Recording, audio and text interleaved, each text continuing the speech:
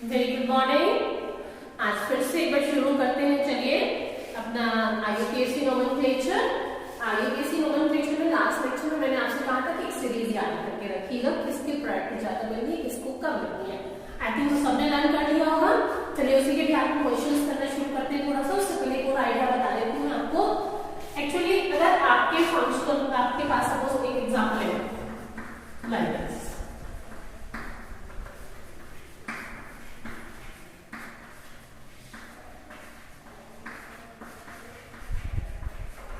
Now here you can see there are two functional groups, that is alcohol and that is carboxylic acid.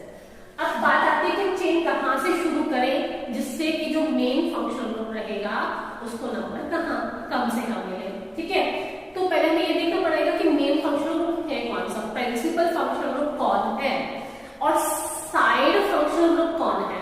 ठीक है, side वाले को हम पहले लिखेंगे और प्रिंसिपल वाले को बाद में लिखेंगे। अब साइड वाला फंक्शनल ग्रुप कौन है, सीरीज कुछ इस तरीके से कि कार्बोक्सिलिक ज्यादा रिएक्टिव है इन कंपैरिजन टू अल्कोहल, यानी कि प्रेफरेंस इसको मिलेगी, ये प्रिंसिपल फंक्शनल ग्रुप बनेगा और ये साइड बनेगा। ठीक है, साइड में लगा इसलिए साइड नहीं बनेगा क्योंकि ये चेन में पीछे है इसलिए साइड बनेगा। ठीक है, कौन सी चेन में, जो हमने लास्ट लेक्चर में किया था कुछ इस तरीके से थी।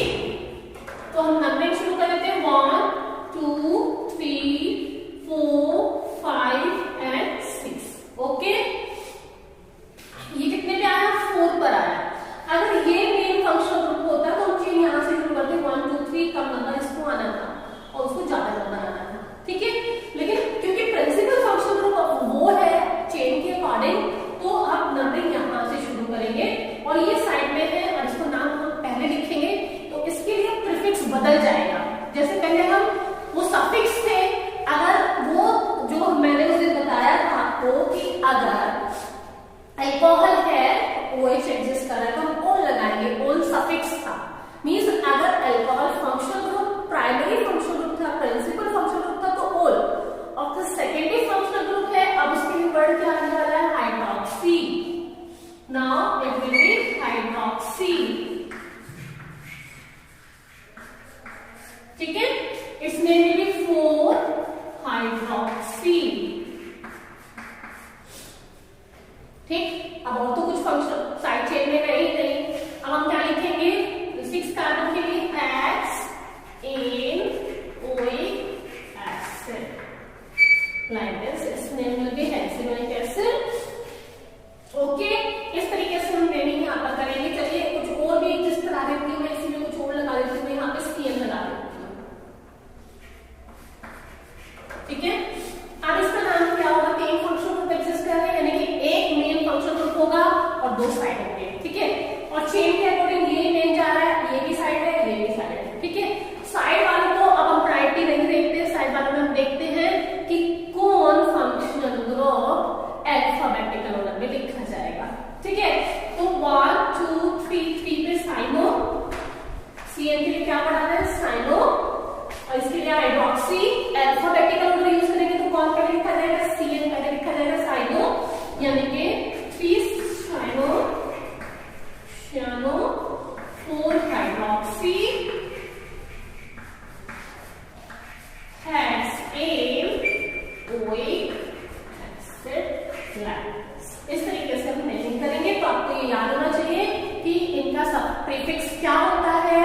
अगर वो साइड चेन में है कोई फंक्शनल ग्रुप तो उनके लिए प्रीफिक्स वर्ड यूज किया जाता है, और प्रीफिक्स क्या होगा, कार्बोक्सिलिक का कार्बोक्सी, अमाइड का कार्बोमाइल, CN का साइनो, एल्डिहाइड का फॉर्माइल का ऑक्सो, कीटोन का ऑक्सो, अमीन का अमीनो, OH का hydroxy. These are some secondary functional group. If they are present as a secondary functional group, so we will use this prefix.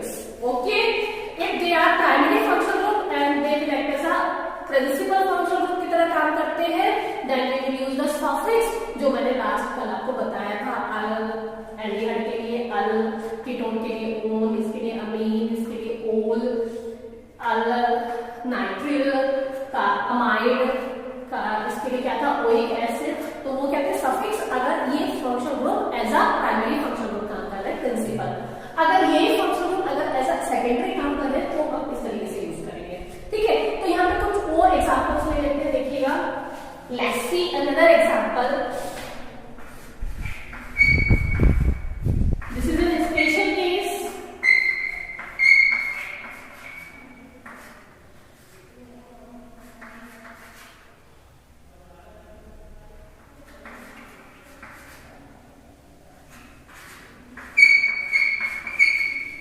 ये ठीक है।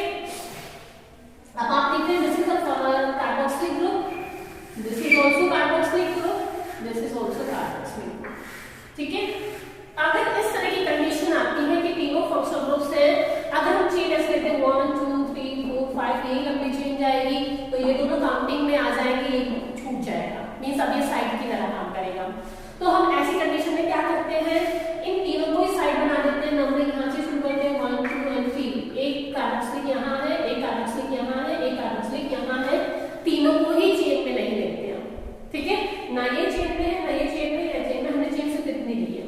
ठीक है, अब इन तीनों को हम साइड में कंसीडर कर रहे हैं, साइड में क्या यूज करते हैं, carboxy.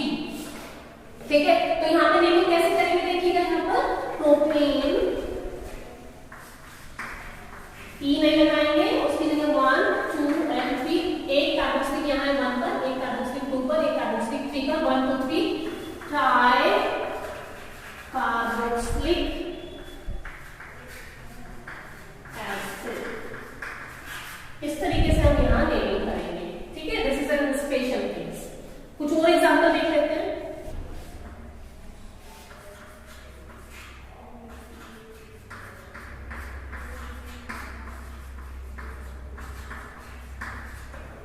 Let's see this. It has ketone and aldehyde group. Aldehyde is more reactive than ketones. That's why preference इसको मिलेगा। कैसे करेंगे? This is 1 2 3 4 and 5. ठीक है, 3 पे क्या लग रहा है, कीटोन, यानी 3 ऑक्सो 5 कार्बन पेंटेन, ई नहीं लिखेंगे, उसकी जगह क्या लगाएंगे, अल पेंटेनल लाइक दिस। ठीक है, और देखिएगा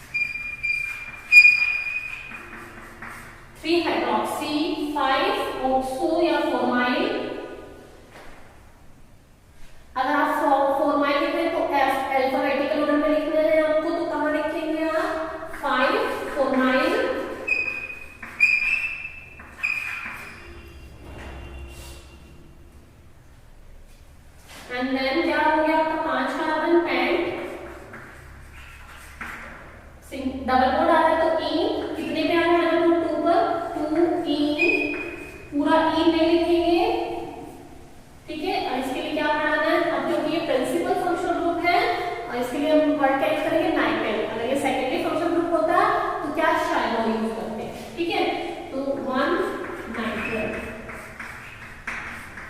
लाइक दिस इनकी नेमिंग्स हम कर देंगे। इस तरीके से मैंने आपको कुछ एग्जांपल्स बताया कि हम नेमिंग कैसे करेंगे अगर एक से ज्यादा फंक्शनल ग्रुप एग्जिस्ट करते हैं। अब मैं आपको बताती हूँ कि अगर कोई साइक्लो कंपाउंड्स में कुछ ऐसे फंक्शनल ग्रुप हो जिसमें C आता हो तो उनकी नेमिंग कैसे होगी, देखिएगा जरा। if you have taken this is cyclopentane, ठीक है, I have taken aldehyde on it, अब इसका नाम क्या हो जाना चाहिए था, cyclopentanal, but no, it's not a cyclopentanal, it's wrong। यहाँ जब क्योंकि ये C कार्बन चेन में नहीं आया है, ये अलग से है, और जब ये अलग से छूट जाता है तब इसका नाम क्या लिखा जाता है, कार्बोल्डिहाइड। यहाँ पर इसके लिए वर्ड यूज क्या करेंगे, कार्बोल्डिहाइड। मतलब ये कुछ रूल्स सिर्फ उन पे अप्लाई होते हैं जो साइक्लो कंपाउंड्स हैं, ठीक है। अब जो कार्बोल्डिहाइड वर्ड यूज है वो साइक्लो के साथ ही यूज होगा, ठीक है। अगर एल्डिहाइड सेकेंडरी आ रहा था तो क्या वर्ड यूज हो रहा था आपका, ऑक्सो या फॉर्माइन। लेकिन अगर कार्बोल्डिहाइड अगर साइक्लो कंपाउंड से कनेक्टेड है तब इसका नाम क्या हो जाएगा, कार्बोल्डिहाइड। अब इसका नाम है cyclopentane,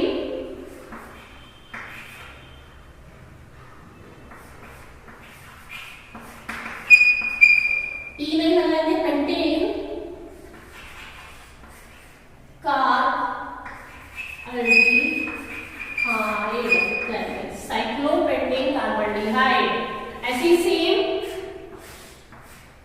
this is hexanoic acid, sorry hexane, cyclohexane, और इसमें एक कार्बोक्सिलिक ग्रुप लगा दिया। अब इसका नाम भी सेम वैसे ही होगा, साइक्लोहेक्सेन कार्बोक्सिलिक एसिड।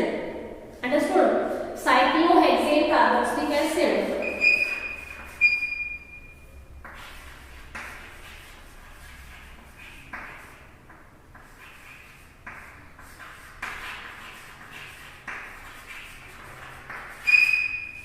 इस तरीके से हम इसका नाम लिखेंगे। जैसे सपोज करो मैंने लिया आपका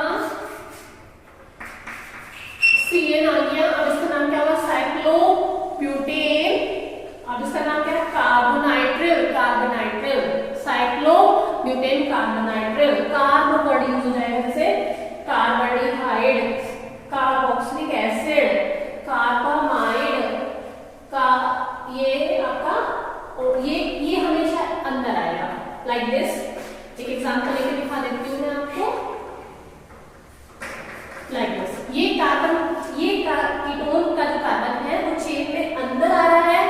अब हम इसके लिए वर्ड यूज, ऐसे कार्बन वर्ड यूज नहीं करेंगे, तो फॉर साइक्लो ब्यूट एनॉन, साइक्लोब्यूटेनॉन, साइक्लोब्यूटेनॉन, इस तरीके से लिखेंगे क्योंकि ये C इस चेन में काउंट हो रहा है। लेकिन इन केसेस में ये C चेन में काउंट नहीं था, इसलिए हम यहाँ पे वर्डिंग थोड़ा सा डिफरेंट होती है। इस तरीके से आप कुछ एग्जांपल्स लिख लेंगे। ओके, तो अभी हमने जो किया आज वो क्या किया है अभी कि एक से ज्यादा फंक्शनल ग्रुप हो तो नेमिंग कैसे करेंगे, और C वाले जो फंक्शनल ग्रुप्स हैं वो साइक्लो के साथ आ जाए तो नेमिंग कैसे करेंगे। अब मैं आपको बताने जा रही हूँ बॉन्ड लाइन नोटेशन। ध्यान से देखिएगा, बॉन्ड लाइन नोटेशन कैसे करते हैं, ठीक है। थोड़ा ध्यान से देखिएगा, थोड़ा डिफरेंट तरीके से है ये। जैसे सपोज करो आपके लिखा CH3 लिखना है, NCH3, ठीक है। इसके बीच में एक बॉन्ड है तो वहां से आपको बॉन्ड से दिखाई देगा और कुछ दिखेगा नहीं, ठीक है। इस बॉन्ड का मतलब है कि यहाँ भी कार्बन है और यहाँ भी कार्बन है। सिर्फ बॉन्ड और लाइन ही दिखाई देने वाली है और कुछ नहीं दिखने वाला है। तो अब जैसे इस लाइन का मतलब हो गया एक एन, जैसे सपोज अगर मैंने ये लाइन खींची यहाँ पर, अब इसका नाम क्या हो गया, 1 2 and 3, 3 कार्बन हो गए, यानी प्रोपेन, ठीक है। नेक्स्ट अगर मैंने इस तरीके से खींच दी है, यानी कि 1 2 3 और ये साइड में रहेगा, और मैंने नाम लिखना सिखाया था साइड वालों का, तो इसको हम साइड में लेंगे तो दूसरे कार्बन से अटैच है 2 मिथाइल, 1 2 3 कार्बन को क्या बोलेंगे, propane, like this, 2 methyl propane. Okay, जैसे मुझे इसका नाम लिखना है ना, लाइक दिस। तो this is first carbon, second carbon and this is third carbon. ये साइड में रहेगा, एक मिथाइल इधर, एक मिथाइल इधर, ठीक है। तो 2 डाइमिथाइल, 2 डाइमिथाइल, 3 कार्बन को क्या लिखेंगे, प्रोप, और सिंगल बॉन्ड क्या लिखेंगे, इन, 2 डाइमिथाइल प्रोपेन, लाइक दिस, ठीक है। जैसे सपोज तो इधर है ऐसे करके, ठीक है। तो this is 1 2 3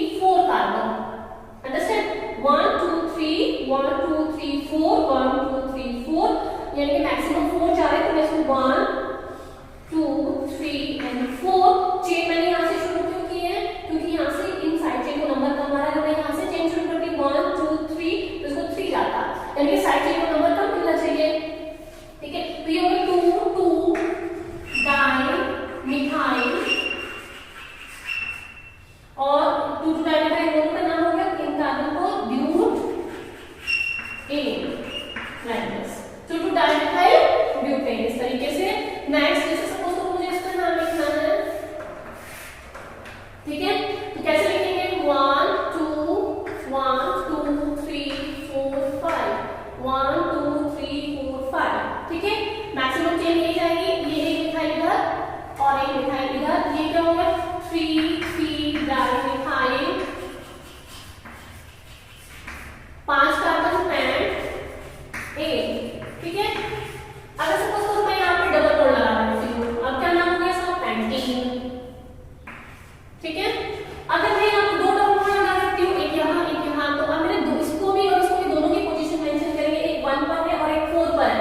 so I will write like this pent 1 4 diene like this 1 4 diene, दोनों पोजीशन मेंशन करेंगे फिर डाई लगाएंगे। हो गया इस तरीके से। जैसे सपोज करो नेक्स्ट है आपका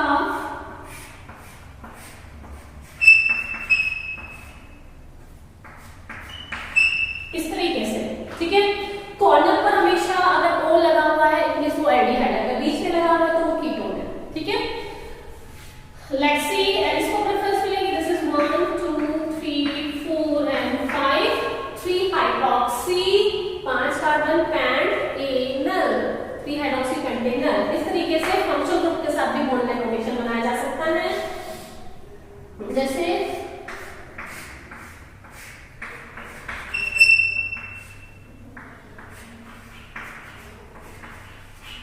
इस तरीके से देख लेते हैं, ये कभी कभी ऐसा भी लिखा दिखाई देता है, ध्यान से देखिएगा लाइक दिस। अब ऐसा मत सोचिएगा ये एल्डिहाइड है या कीटोन है और ये अल्कोहल है, नहीं, ये कार्बोक्सिलिक एसिड है COOH। ठीक है, प्रेफरेंस इसको मिलेगी, this is 1 carbon 2 3 4 5 and 6 and 7। ठीक है, अब यहाँ पे फंक्शनल ग्रुप ये कार्बोक्सिलिक है, ये अल्कोहल है और ये CN कौन सा तरीके का CN ज्यादा है, इसका नाम है शाइनो और इसका नाम है हाइड्रोक्सी। अल्फाबेटिकल ऑर्डर में लिखेंगे तो 4 शाइनो 3 हाइड्रोक्सी एंड 7 कार्बन हेप्टेनल